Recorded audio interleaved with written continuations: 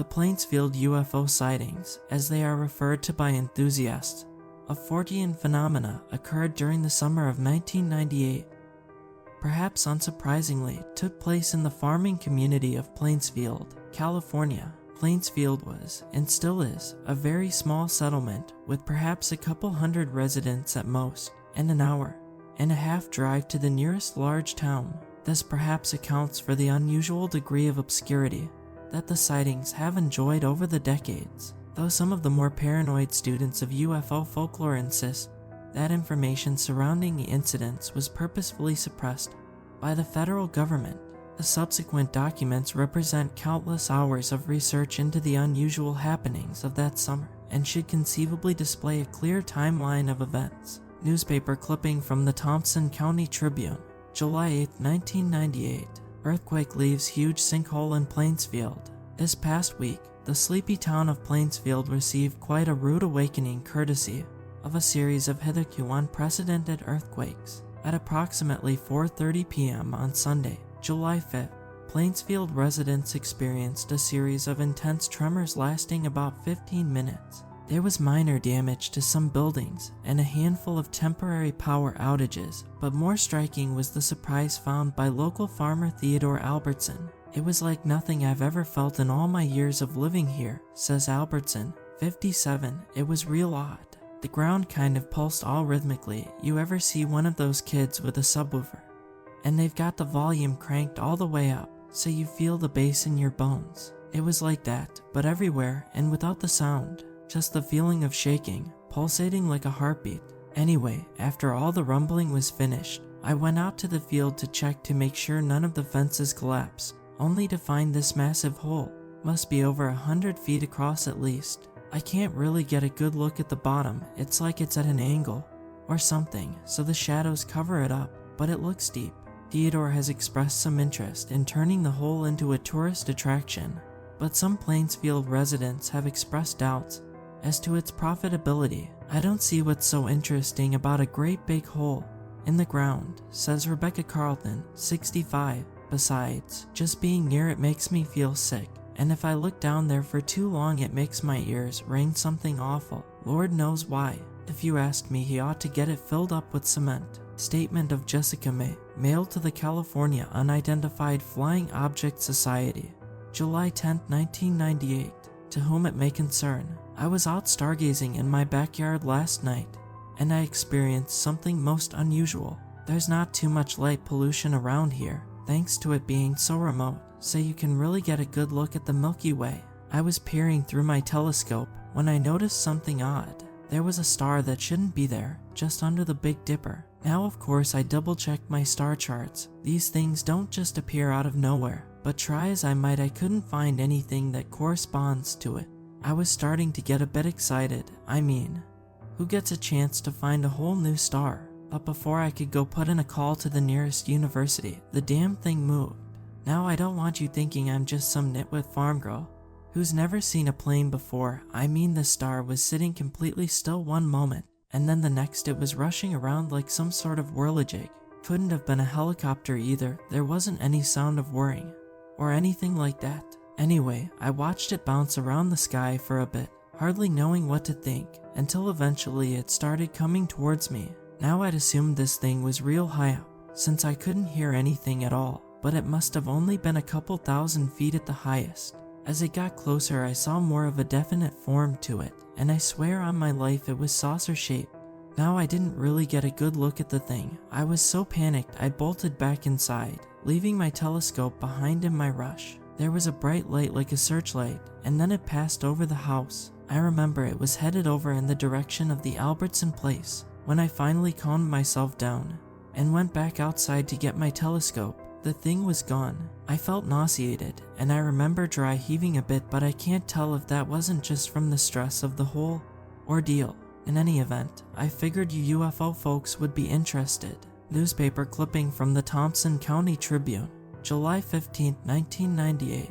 Flying saucer sighted in Plainsfield. Still recovering from the unusual earthquake that occurred earlier this month, the little town of Plainsfield is once again flung into the spotlight with yet another strange event. Multiple residents have reported seeing a strange light in the sky night after night, which some have claimed is none other than a spacecraft of extraterrestrial origin. People don't like the phrase flying saucer, says Jessica May, 23, but if you ask me, there isn't a more apt description. It's not a case of mistaken identity with a weather balloon or something like that. Theodore Albertson, 57, says darn thing keeps appearing in the sky every night. It wouldn't be so bad, really, but then after it's all done with its sipping and assuming it comes down in my field. Not landing in the field, mind, but it goes down that sinkhole left over from the earthquake. Call me crazy, I don't mind, but I bet there is some sort of secret base down there or something. I'd go down there and check, but the angle of the pit is much too steep at my age. Skeptics have claimed that the event is a hoax, or perhaps even a publicity stunt. Rebecca Carlton, 65, a neighbor of Albertson, says, I bet Teddy just got one of them remote control toy helicopters and tied a flashlight to it or something.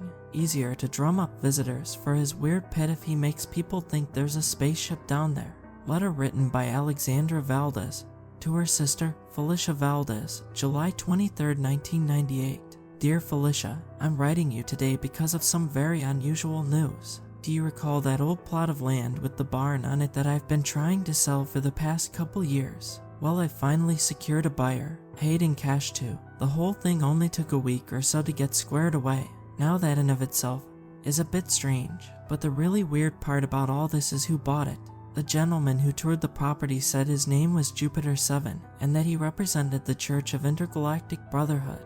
Quite a strange fellow he was, dressed up in a shiny silver suit like something out of one of those science fiction movies I know your husband loved so much, and his head was shaved down bald as an egg.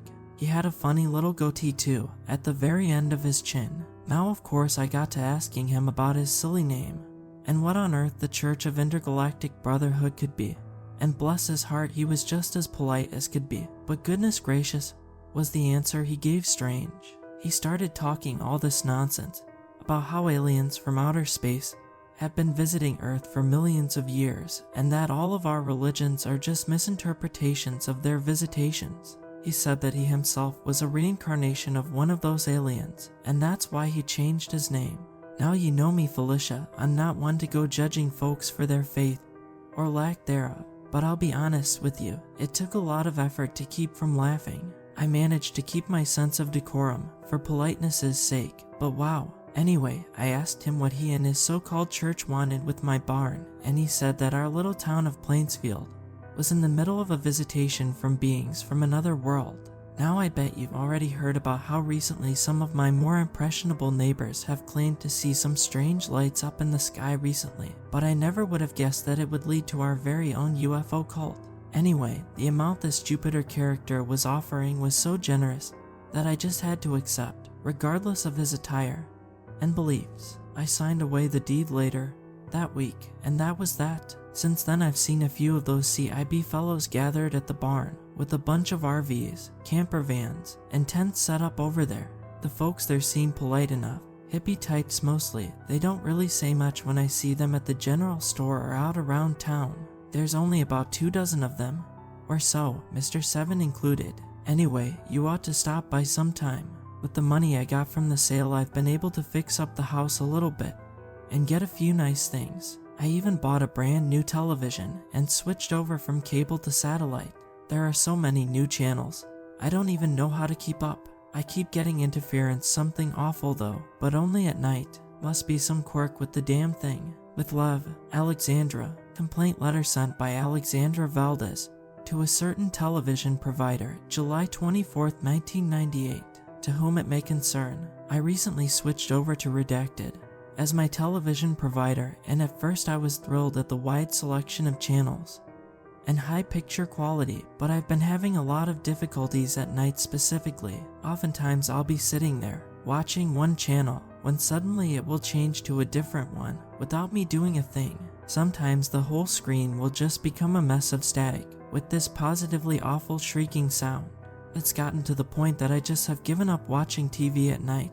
At first I thought maybe it's just that I live in a somewhat remote area, but that doesn't make sense. Why would it only stop working at night? I don't pretend to know much about how television works, but that just doesn't sit right with me. Besides, I see the satellite in the sky at night sometimes, much too bright to be a star. The worst part is that sometimes, the static isn't entirely static.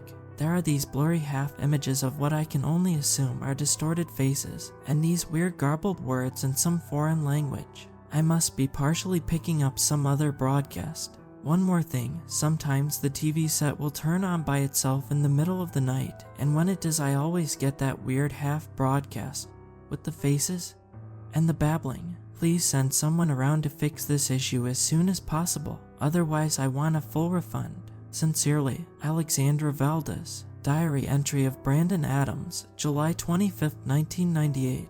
I don't even know where to start with this. I have to write it down though. I have to get it out of my head, otherwise I feel like I'm going to go insane. I hope I'm just crazy. I really just want to be crazy. I was out watching The Moving Star last night, the one that's got the whole town worked up, and that weirdo church is focused on. It was very strange to watch, to see it just zip around overhead, then stay still, then move somewhere else. It moved like a hummingbird or a bee, but it was completely silent. This went on for a few hours. I guess, just me sitting in a lawn chair watching the sky, that distant orb of light zooming about overhead. I don't know why I didn't get bored of it. Lord knows it wasn't that interesting, but there was this constant sense that I was seeing something truly out of this world, something beyond the normal scope of things. My property borders on Pete Richards's place, the cattle rancher. There's no animals dangerous enough around here to threaten a cow, so he just leaves them outside at night. Most of them were just asleep in the field, but a couple were grazing. Insomniacs getting a midnight snack, I suppose. Some of them joined me in looking up at the star that moved. I started noticing that the star was getting bigger, brighter. It took me quite a long time for me to realize it was coming down, falling from the sky like Lucifer expelled from heaven. There was no sound, no hum of extraterrestrial engines. It just got brighter and bigger till I could see the vague outline, flat and circular, a saucer. Just writing it out makes me feel like a lunatic. Everyone knows there's no such thing as a flying saucer. Everyone knows it's just made up stories repeated by idiots who want so desperately to feel less alone in the universe. But that night the universe seemed to have other ideas about what is and isn't real. As soon as I could see the thing for what it was, I hightailed it to my porch and hid underneath it, scraping my knees a bit. I'm still not sure why I did that instead of just going inside and locking the door. I guess I was worried it would see me through my windows. From underneath the porch I didn't get too good of a view of the sky above, nor that baleful false star, but I could see Pete's field just fine. I wish I just went inside and hid under the covers until it went away. A bright light, like the warning gleam of a lighthouse, shone down upon a cow in the field, one of the insomniacs. The animal froze instantly, as if it were spontaneously turned to stone. Slowly, it began to be lifted by some unseen force off the ground. It didn't struggle, it didn't cry out, but I could see its sides began to heave in and out quickly, hyperventilating from stress, its eyes widening. Then came the cutting, thin slices like a surgeon's scalpel, peeling through layers of hide and into the flesh beneath. A flap of skin pulled softly by invisible fingers, perfectly precise, as deliberate as calligraphy. And the blood, oh god, the blood. It flowed up and out from the geometrical wound towards the light above, shimmering like rubies. I would have vomited if I could have worked up the strength to move. Organs began to be extracted from the wound, fleshy objects which I could not identify. I'll admit I'm a stranger to the butcher's charnel art. All the while, the cow's eyes spun maddeningly, its breathing sharp and swift, but there were no cries, no screams. The other cattle kept their distance, but didn't panic.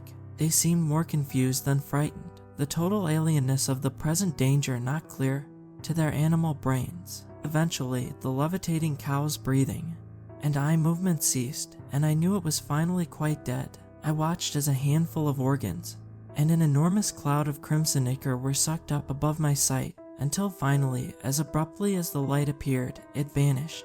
The exsanguinated corpse of the cow collapsed to the ground in a heap of pallid flesh. I skittered out from under the porch and got back inside my house. I knew I wouldn't be able to sleep, so I didn't try to. Instead, I just sat on the floor in silence until morning. I'm going to make some arrangements to stay with friends. I don't want to be in Plainsfield right now. transcript of a statement given by Robert Hebert, recorded by the Thompson County Sheriff's Department.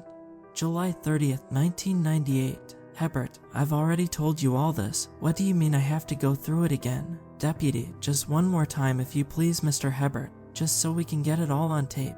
Fine, but after this I want to go home. Of course, please, give your statement. I was driving back home from the city. I'd been spending a few hours on the road, so it was pretty dark. Something like 10:30 maybe.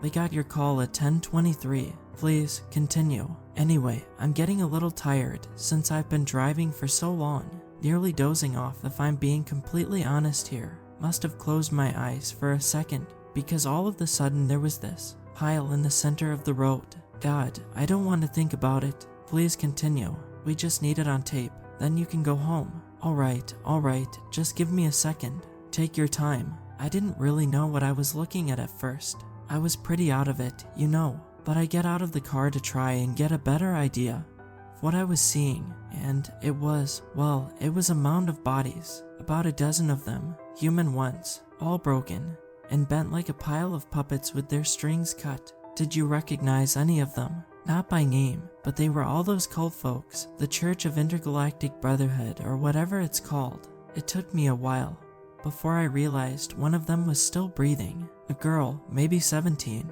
18, on top of the rest. She looked like every bone in her body was broken, but she was still alive.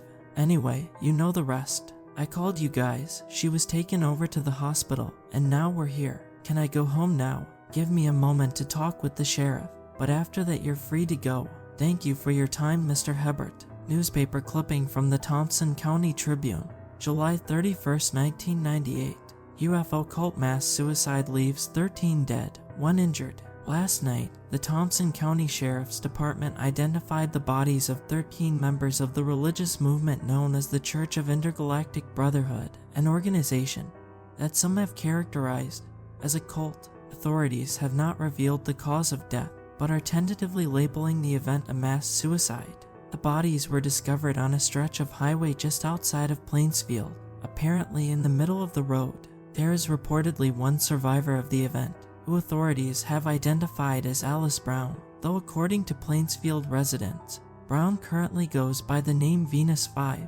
Brown has not yet awakened since being recovered on top of the 13 dead bodies on the highway, and hospital staff describe her as being in critical condition. The remaining 12 members of the Church of Intergalactic Brotherhood have not been located. The Sheriff's Department investigation into the church's compound have turned up no significant leads. According to reports, the site was entirely empty with a number of vehicles and tents left behind. The building used by the church as a place of worship, a repurposed barn, is reportedly in extreme disrepair. It's damn eerie, says Deputy John Higgins. So far we have no leads as to where they ran off to. The barn they were using as some sort of temple has no clues either. It doesn't make a lick of sense. The roof looks like it was torn off or something. We found some bits of smashed wood on the ground nearby. It looks almost like a bomb went off, but there isn't any signs of an explosion. We found some sort of broadcasting equipment in there, but nothing that could explain what on earth blew the darn roof off. The damnedest thing though are the scratches, all the way up the side of the wall, like someone was being dragged up and clinging on for dear life. Gives me the willies just thinking about it. Journal entry from Melinda Flanagan, researcher for the Californian Unidentified Flying Object Society, August 1st, 1998. I arrived in Plainsfield a little past noon. It is a ludicrously tiny town, little more than a main street, and a few acres of farmland. It's one of those places that might be completely left off a map, and nobody would even notice. I had a conversation with Ms. May about her UFO sighting in a rundown old diner that looked like it hadn't changed since the mid-50s. The discussion was neither particularly illuminating nor particularly interesting. She didn't tell me anything she hadn't already said in the letter she has previously sent, and when I asked her if she'd seen the object since her initial sighting, she reported that she hadn't, and had in fact been avoiding stargazing since the incident. She claimed that others had seen the UFO as well, but didn't feel comfortable sharing their names with me. Apparently she was worried that the others might think she was off her rocker if they found out she was talking with people like yourself. No offense. I thanked her for her time and was about to chalk up this whole trip as a huge waste of time before I noticed the headline of an article peering up at me from the newspaper stand next to the door. UFO cult suicide leaves 13 dead, 1 injured. I paid for the newspaper and read it quickly in my car. The article didn't specify which hospital the survivor, Alice Brown, was being kept at, but a quick peek at my map showed only one nearby, Shaver Memorial Hospital. I gave the hospital a call on the single payphone in the entirety of Plainsfield and put on my best impression of a worried relative. I claimed that Ms. Brown was a cousin of mine and that I wanted to see her if possible. Fortunately for me, it appeared that she had since woken up from her unconscious state, though they warned me that she seemed far from lucid. I thanked the hospital staff for their time and started on the long drive to the hospital. When I arrived, I once again presented myself as Ms. Brown's cousin and was swiftly escorted to the room in which she was being kept. The nurse who guided me there then left to give us some privacy. She didn't look good. 2 broken legs, cracked ribs, a shattered pelvis, and a fractured arm, IV drips, and all manner of wires covering her in a tangled mess like cobwebs. I have no idea how the cops thought something like this could be the result of an attempted suicide. Maybe a jump from a high building, but she was found on the highway in the middle of the flattest landscape I've ever had the displeasure of driving across. "Who are you?" she asked, justifiably confused. "Are you with the police?" I did some quick thinking, trying my best to guess how well she would cooperate with the police. Given what little I knew about her membership in a cult, I figured it maybe wouldn't be the best move. I decided to give her the truth. "No, Venus," I said, purposefully using her chosen name from the church. "I'm with an organization called CUFOS. I wanted to ask you if you remember anything about the night they found you on the highway." "Don't call me that name," she muttered before coughing slightly. "It was all a bunch of crap. They aren't angels, or gods, or whatever the hell Harold wanted them to be." Harold, the real name of that idiot, who called himself Jupiter 7, the guy who ran the Church of Intergalactic Brotherhood.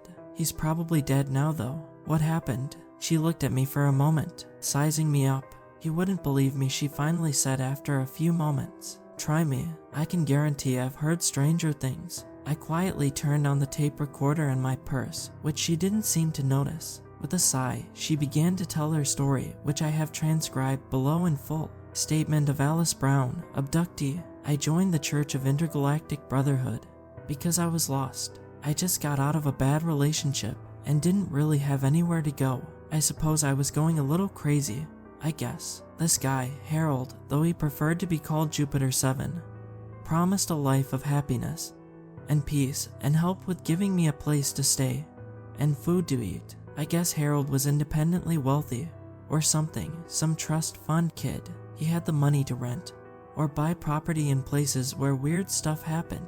UFOs, Bigfoot sightings, alleged miracles, you name it. He claimed that those places were where visitors from the stars have made their mark on the world. Nothing ever really came of it. We'd stay there for a couple weeks or months, make ourselves pretend we saw something of note, and move on. I believed all this nonsense. At the time, of course, we all want to believe in something, whether it be God, aliens, whatever. It gives us hope. Anyway, Plainsfield was different. Like clockwork, every night we'd see that moving star in the sky, too quick and agile to be a plane or helicopter, dead silent too, and every night it would zip down over at the Albertson property and disappear like it was landing there or something. Harold made a bunch of offers to buy out Teddy Albertson's land, but it never went anywhere. Eventually, he threatened to get a restraining order and Harold stopped bothering him after that. Harold got this idea in his head that he should try and make contact with the star. He bought a whole bunch of radio equipment and set it up in the barn we used as a church. He'd spend all night fiddling with the frequency, trying to find the right one to commune with the visitors, while we watched that distant ball of light zooming around in silence. One night he called us into the barn and told us that he had made contact.